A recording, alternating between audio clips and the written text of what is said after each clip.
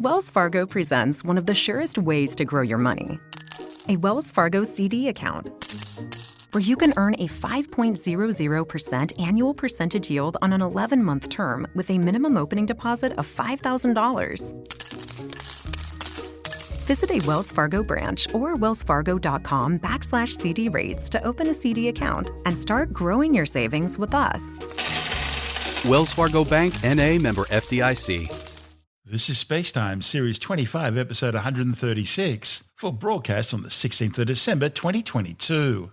Coming up on SpaceTime, what Earth's volcanic history can tell us about Venus, the European Space Agency's Moonlight initiative, and 2 new rocky worlds discovered around an ultra-cool star.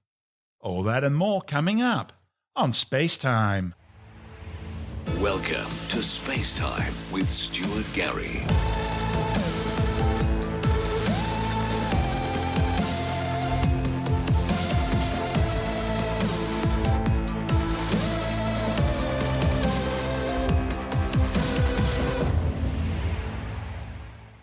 A new study claims volcanic activity lasting hundreds of thousands of centuries and erupting massive amounts of material may have helped transform Venus from a warm, wet world like the Earth into the acidic hothouse it is today.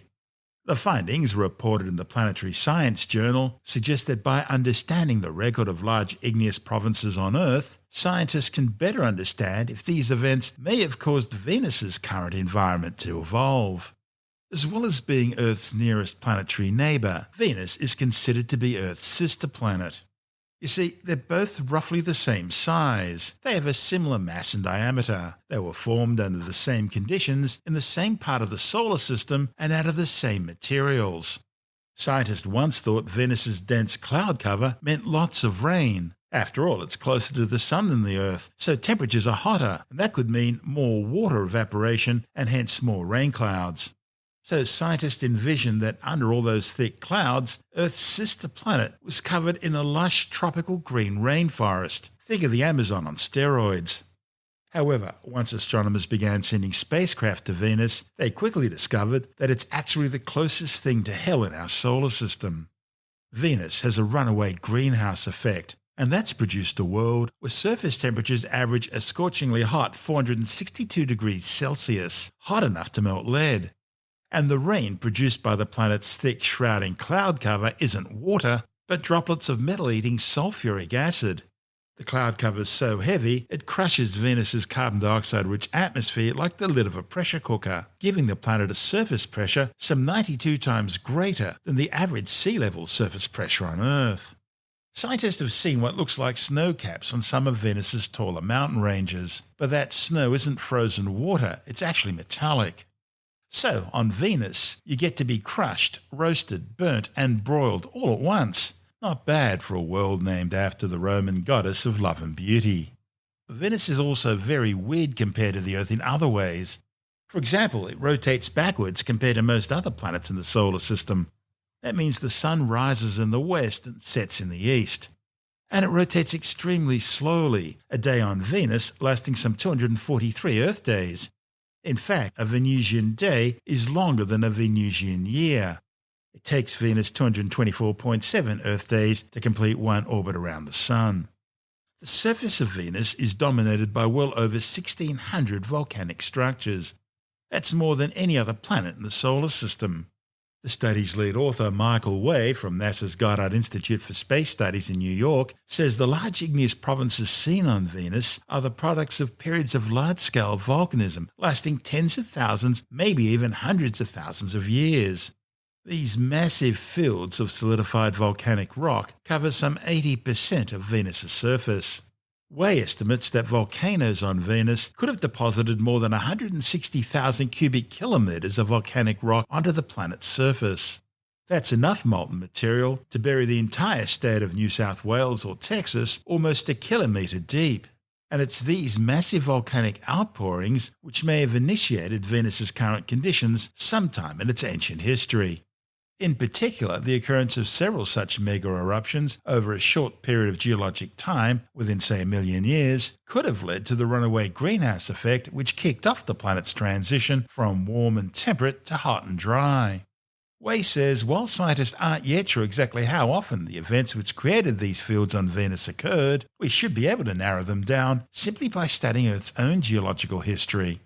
Not counting the current man-made one, life on Earth has endured at least 5 mass extinction events since the origin of multicellular life around 540 million years ago. And each of these wiped out more than 50% of all animal life across the planet. Now, according to this study and others before it, the majority of these extinction events were either caused by or accelerated by the kinds of eruptions which produce large igneous provinces like the Siberian and Deccan traps. In Earth's case, the climatic disruptions caused by these events weren't sufficient to cause a runaway greenhouse effect, as they were on Venus. But the reasons for that is something that Wei and other scientists are still working to determine. NASA's next missions to Venus, which are scheduled to launch in the late 2020s, that's the Deep Atmosphere Venus Investigation of Noble Gases Chemistry and Imaging, or Da Vinci mission, and the Venus Emissivity, Radioscience, INSAR, Topography and Spectroscopy, or VERITAS mission, aim to study the origin, history and present state of Venus in unprecedented detail. Wei says the primary goal of Da Vinci will be to narrow down the history of water on Venus and when it may have disappeared, providing more insight into how Venus's climate has changed over time. The Da Vinci mission will precede VERITAS, an orbiter designed to investigate the surface and interior of Venus from high above in order to better understand its volcanic and volatile history and thus Venus's path to its current state. The data from both missions will help scientists narrow down the exact record of how Venus became transitioned from warm and temperate into dry and sweltering. It may also help scientists better understand how volcanism on Earth has affected life in the past and how it may continue to do so in the future. This is SpaceTime. Still to come, the European Space Agency's Moonlight initiative and 2 new rocky worlds discovered around an ultra-cool star. All that and more coming up on SpaceTime.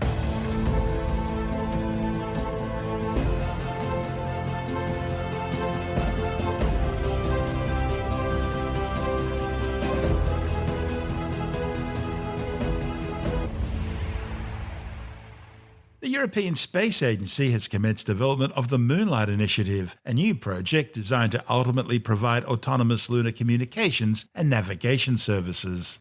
You see, while the Artemis project aims at getting humans back to the Moon and eventually onto Mars and beyond, staying and operating on the lunar surface will require more infrastructure than just habitats and rovers.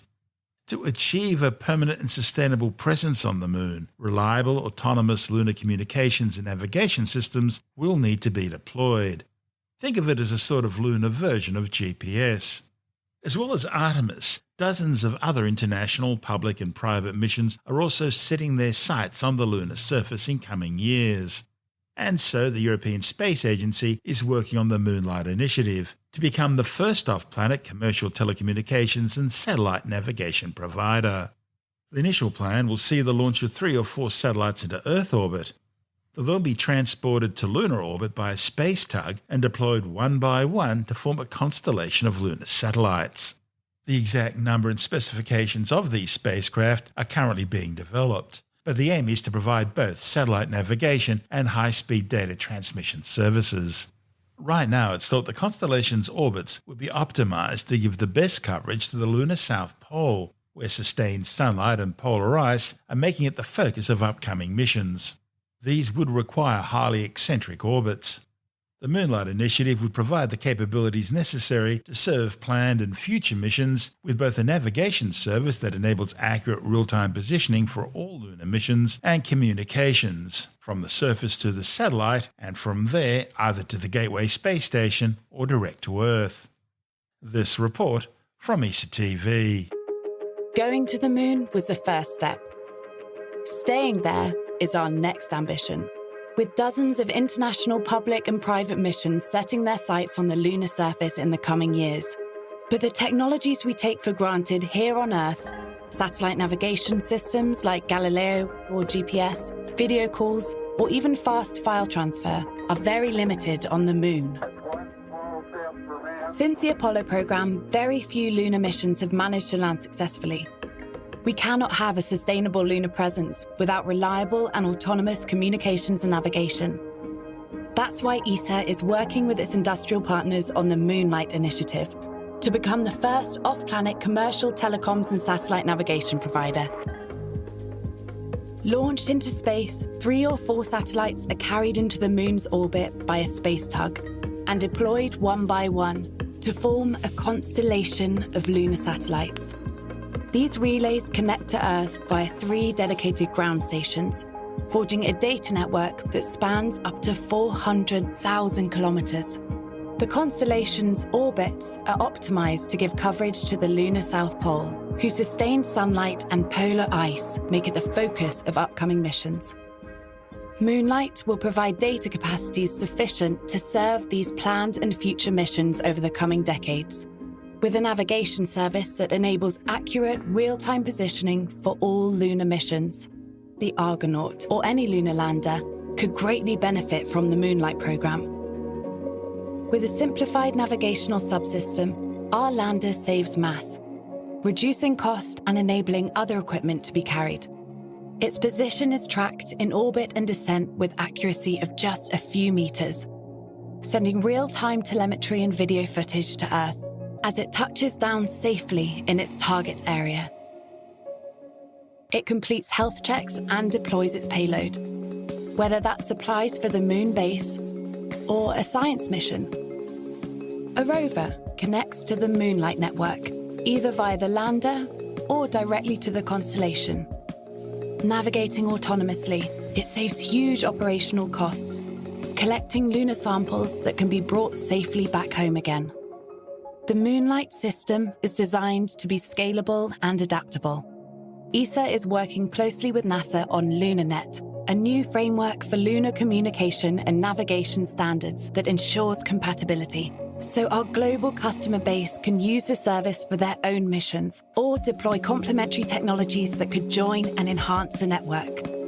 So perhaps before long, you could be using your roaming data allowance on the moon. This is SpaceTime.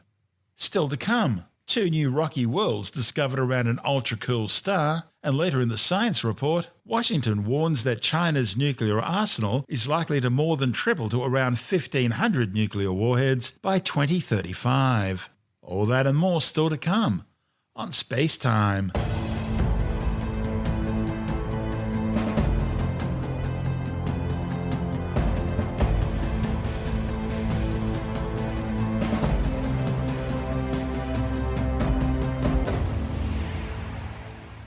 Astronomers have discovered 2 new super-Earth-type exoplanets, one of which is located in the host star's habitable zone, an area around a star where temperatures would allow liquid water, essential for life as we know it, to exist on the planet's surface. Most of the 5,000 or so exoplanets or planetary candidates so far discovered have been bad candidates for life. They're either scorchingly hot or freezingly cold, and the majority are gas giants. It turns out there are relatively few small terrestrial planetary discoveries, most likely because they're far more difficult to detect.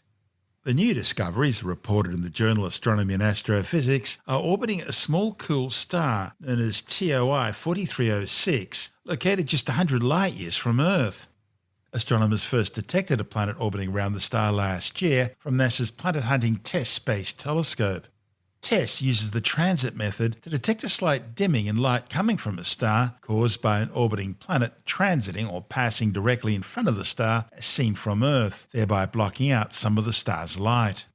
Follow-up ground-based observations by the Speculus Consortium were then undertaken in order to confirm the TESS discovery, in the process finding a second more distant planet in the same data. The inner planet in the system, designated LP890-9b, is around 30% larger than Earth and rapidly orbits its host star in just 2.7 Earth days. The second planet, designated LP890-9c, is slightly larger, around 40% more massive than the Earth, and completes its orbit in some 8.5 Earth days. One of the study's authors, Robert Wells from the University of Bern, says the second planet receives about the same amount of stellar radiation from its host star as the Earth receives from the Sun, and therefore could potentially have liquid water on its surface. But then again, when you think about it, like the Earth, Venus and the Moon are also both in the Sun's habitable zone, yet neither could support life. The Venusian atmosphere is far too thick, composed of superheated carbon dioxide, while the Moon has virtually no atmosphere at all. So, while 9C is a tantalizing prospect, it's best not to get our hopes up. This is SpaceTime.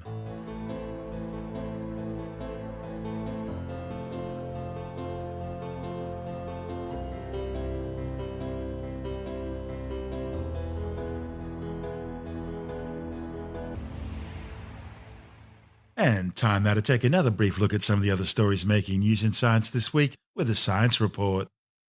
A new study has confirmed that climate change has had a major impact on Tasmania's ocean ecosystems in recent years as a direct result of warming oceans.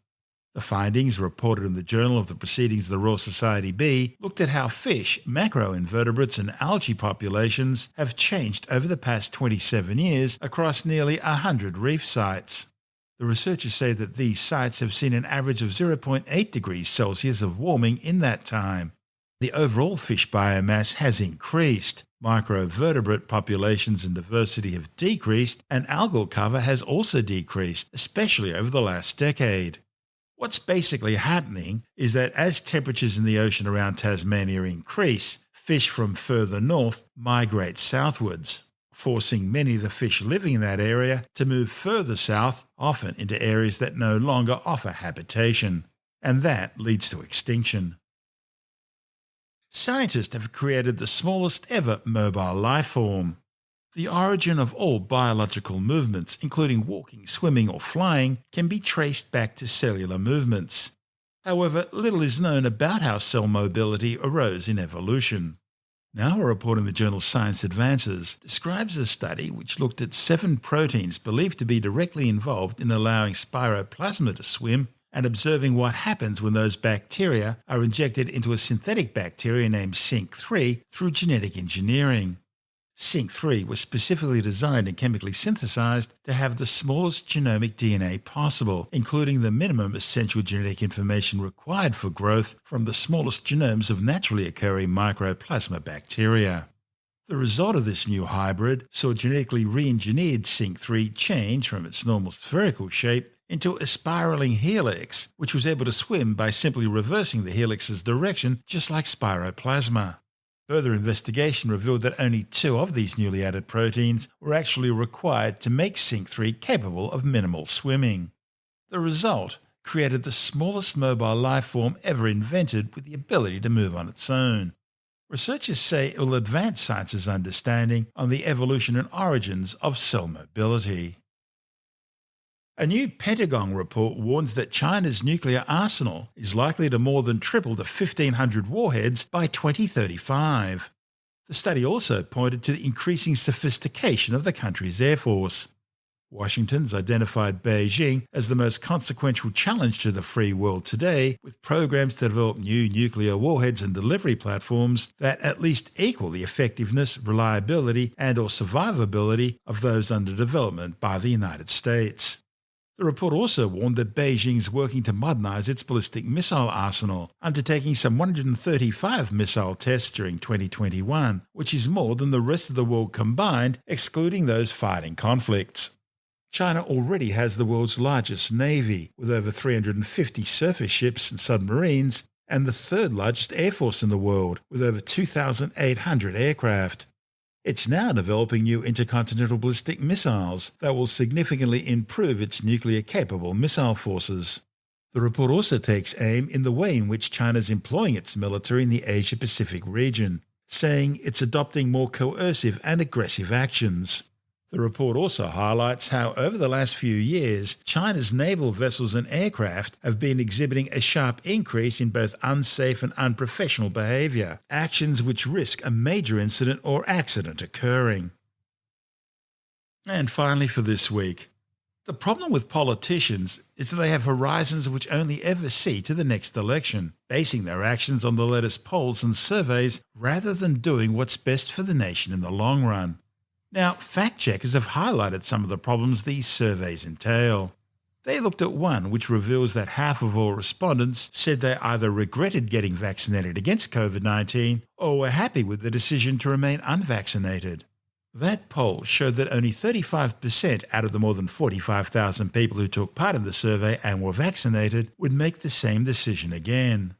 Tim Mendham from Australian Skeptics says the problem is that online polls are notoriously unreliable because they're open to stuffing of the virtual ballot box. The surprising finding in this was a survey done by news.com, which is the Murdoch outlet, the online version, on people's attitudes towards vaccination, especially COVID-19 vaccination. Now, the surprising fact is that so many people were anti it, even down to the fact that I think it was 40-odd% of people said they haven't been vaccinated. They haven't had any doses of a COVID-19 vaccine, which is interesting because the government figures actually looking at the number of people who actually done. 92%. Yeah, well, it's actually more than that. It's about 97% Wow. of Australians aged 16 and over are vaccinated. So where there's 44% of people who claim they haven't been vaccinated, you think, hang on a second, probably the reason is the numbers they were looking at were a bit skewed. And basically this was an online survey done of so many people, asking them for their attitudes towards vaccine. And it's the online equivalent of ballot box stuffing, right? So when you dig into this survey, what was the actual finding? Well, the actual finding was that basically the survey went out to a number of people and all the anti-vax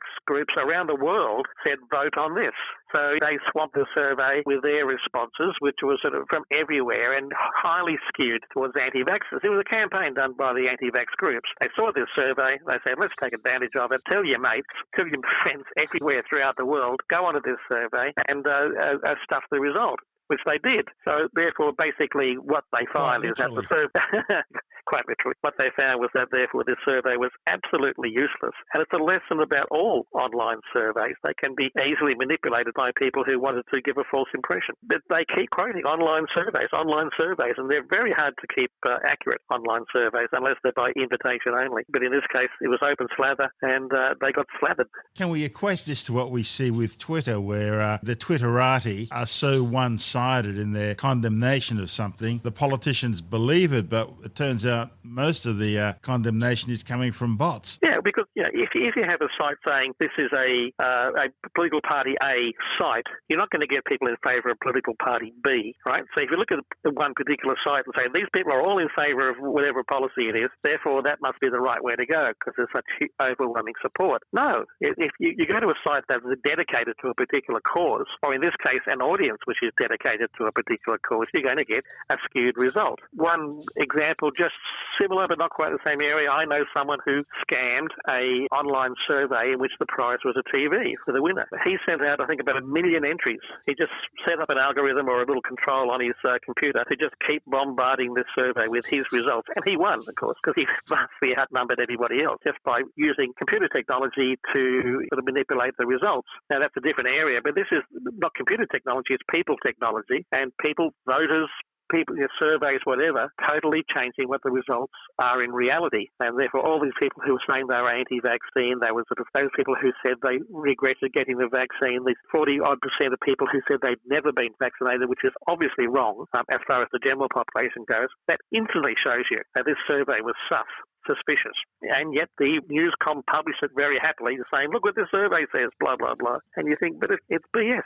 And most online surveys you've got to be very suspicious of, even sceptical, might I say. Like me, you live in an Australian state which is about to have an election in the next 3 months. That means you're about to get bombarded by pollsters asking how you're going to vote on certain issues. Do you answer those honestly, or do you always give a phony answer? I tend to like to sort of keep them on their toes in the same way as you have someone who phones you up offering some particular service on the phone, and I like to keep them running for a while. I always get the ones about, this is the security department of a particular credit card. We have this purchase on your card, for so much dollars to a particular person. Did you, purchase this thing? And of course they expect you to say no and be outraged. People say, well, send us your credit card details and we'll change it, which is silly because they should know what your credit card details are. But I will say yes, and you can hear the confusion on the other end. It's like saying, yes, I did. I might have purchased that. And they go, hang on, that's not the response they expected. What you do there is you play the dottery old gentleman. Oh, yeah, well, that's what I do with your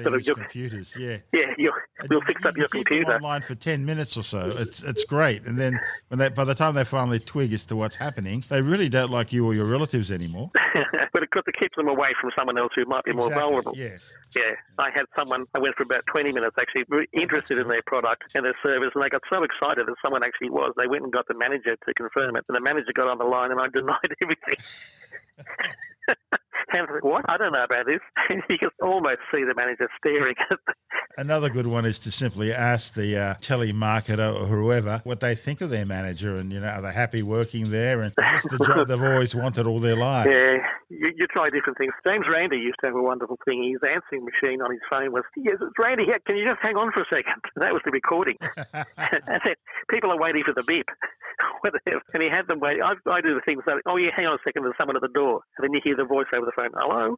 That's always good. So there's all techniques. That's Tim Mendham from Australian Skeptics.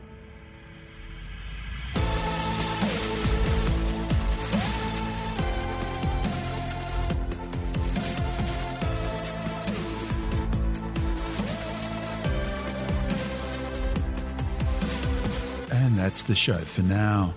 SpaceTime is available every Monday, Wednesday and Friday through Apple Podcasts, iTunes, Stitcher, Google Podcast, Pocket Casts, Spotify, Acast, Amazon Music, Bytes.com, SoundCloud, YouTube, your favourite podcast download provider, and from spacetimewithstuartgary.com.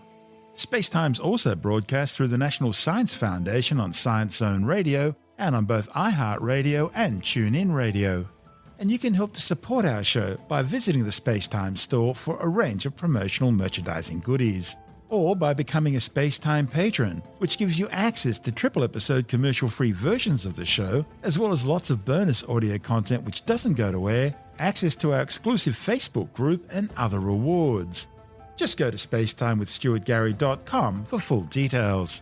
And if you want more space time, please check out our blog, where you'll find all the stuff we couldn't fit in the show, as well as heaps of images, news stories, loads of videos, and things on the web I find interesting or amusing. Just go to spacetimewithstuartgary.tumblr.com. That's all one word, and that's Tumblr without the E.